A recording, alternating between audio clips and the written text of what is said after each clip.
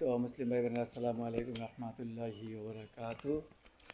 عن أبي هريرة رضي الله عنه قال قال رسول الله صلى الله عليه وسلم والذي نفسي بيده ما من رجل يدعو امرأته إلى فراشها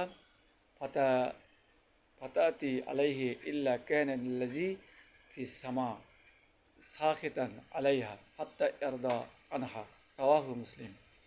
আবু হুরায়রা রাদিয়াল্লাহু তাআলা আনহু হতে বর্ণিত, তিনি বলেন, রাসূলুল্লাহ সাল্লাল্লাহু আলাইহি সাল্লাম বলেছেন, ওই সত্তার কসম যার হাতে আমার প্রাণ, যখন কোনো ব্যক্তি তার স্ত্রীকে বিছানায় ডাকে আর স্ত্রী তা প্রত্যাখ্যান করে, তখন তার প্রতি ওই সত্তা অসন্তুষ্ট থাকে, যিনি আকাশে আছেন।